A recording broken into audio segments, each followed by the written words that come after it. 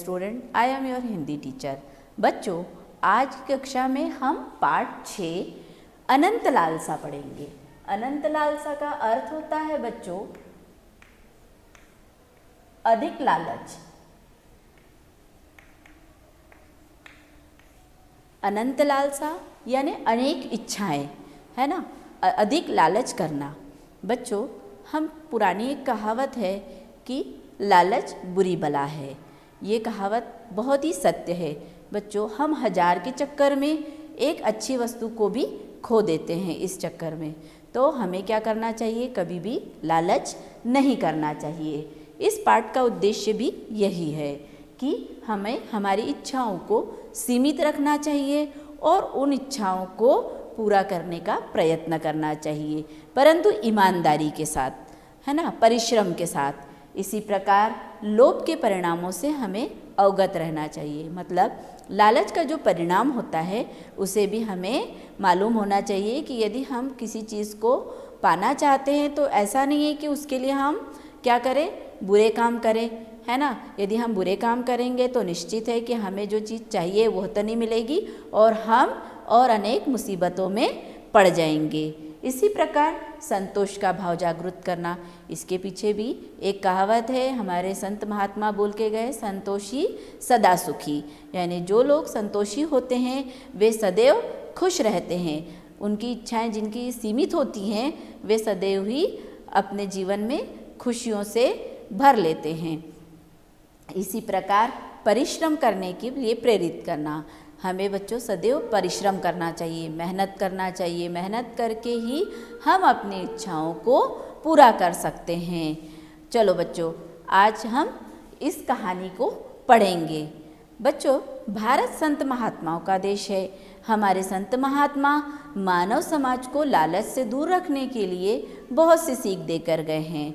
संतों के अनुसार जिसके पास संतोष धन है वही व्यक्ति सच्चा धनवान है। मानव के मन में अनेक इच्छाएं जन्म लेती है। एक इच्छा की पूर्ति होने पर दूसरी इच्छा जन्म लेती है। मनुष्य की इन इच्छाओं को कोई अंत नहीं है। प्रस्तुत पाठ में यही बताने का प्रयास किया गया है। हमें इन इच्छाओं को हमें प्रयत्न करना चाहिए कि हमें इच्छाओं पर नियंत्रण रखना चाहिए। आइए सुनते हैं कहानी अनंत लालसा। बिरजू एक गरीब चरवाहा रहता है। वह दिन भर दूसरों की गायों को चराकर शाम को थका मांदा घर लौटता है, परंतु वह अपना काम ईमानदारी और मेहनत से करता है। उसके 2 बच्चे और पत्नी बड़ी मुश्किल से गुजारा करते हैं। एक दिन जंगल में गाय चराते समय उसे ईश्वर दर्शन देते हैं। उसकी ईमानदारी और मेहनत देखकर भगवान उसे वरदान मांगने को कहते हैं। बिरजू ने एक गाय मांग लेता है। वह गाय का दूध दोहने लगता है। उसकी पत्नी भी उस गाय की सेवा करती है, उसे नहलाती है, उसे चारा देती है समय समय पर।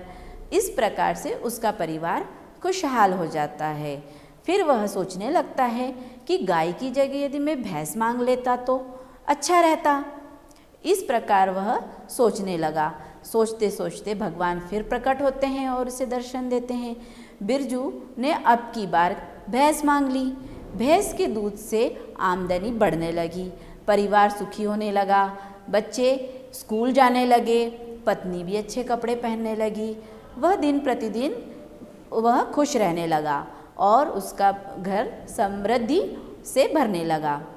कुछ दिनों बाद बिरजू फिर सोचने लगता है कि एक ही भैंस क्यों मांगी, कम से कम मुझे 5 भैंस मांगनी चाहिए थी।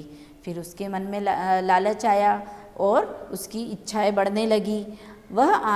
उसने आंखें बंद की और सोच ही रहा था कि भगवान ने फिर से उसे दर्शन दिए।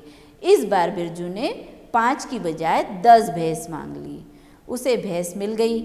अब उसके सामने समस्या यह हुई कि इतनी भैंसों को वो रखेगा कहाँ, क्योंकि उस समय ज़मीन के भाव बहुत ज़्यादा थे। इतनी सारी भैंसों को रखने के लिए ज़मीन की आवश्यकता थी। उसने बहुत सोचा, दिमाग पर जोर लगाया और 2 भैंसें बेचकर थोड़ी ज़मीन खरीद ली। उनके लिए बाड़ा बना लिया और उन भैंसों को वो वहाँ रखने लगा। अब उसे संभाले कौन, क्योंकि इतनी सारी भैंसों का गोबर उठाना, दूध धोना सबके लिए ज़रूरत थी नौकर की, तो उसने कुछ नौकरों को भी काम पर रख लिया जिससे उसकी सहायता हो सके। धीरे धीरे एक डेयरी बना ली उसने। डेयरी अच्छी चल निकली। बिरजू के सारे कष्ट दूर हो गए, धन की कमी ना रही। अब बिरजू सोचने लगा कि भैंसों का धंधा तो गंदा है, गोबर, मक्खियाँ और बदबू आती है। ईश्वर को याद करने लगा। एक बार पुनः ईश्वर ने दर्शन दिए। बिरजू ने कहा कि प्रभु, मैं तो बेवकूफ़ था जो भैंसें मांगी, अब मेरी एक इच्छा और पूरी कर दीजिए, तो आगे आपसे कुछ नहीं मांगूंगा। ईश्वर को क्रोध आया। वे बोले कि मैंने पहले ही कहा था कि यह तुम्हारी आखिरी इच्छा है, तुम्हारी लालसा अनंत है, एक इच्छा की पूर्ति हुई नहीं कि दूसरी इच्छा जन्म ले लेती है। अब तुम जैसे थे वैसे ही रहो। धीरे धीरे बिरजू अपनी पुरानी वाली स्थिति पे आ गया, यानी वो चरवाहा बन गया और फिर से गरीबी का जीवन जीने लगा। देखो बच्चों, लालच वाकई में बहुत बुरी बला होती है। ईश्वर ने उसकी अनंत इच्छाएं पूरी करी, फिर भी वह संतुष्ट नहीं था, संतोषी नहीं था, है ना। तो ईश्वर ने क्या किया, उसकी वो सारी चीज़ें ले ली जो उसे ईश्वर ने प्रदान की थी। तो बच्चों, हमें लालच नहीं करना चाहिए। इसीलिए कहते हैं कि लालच बुरी बला है। यह सीख हमें बचपन से दी जाती है। संत महात्माओं के अनुसार संतोष परम सुख है। इच्छाओं का कभी अंत नहीं होता है। हमें अपनी आवश्यकता अनुसार ही इच्छाएं बढ़ाना चाहिए। थोड़े में गुजारा करना भी एक कला है। अनंत लालसा किसी की भी पूरी नहीं होती है। बच्चों, इस पाठ से हमें यह शिक्षा मिलती है कि लालच का परिणाम सदैव बुरा होता है। धन्यवाद।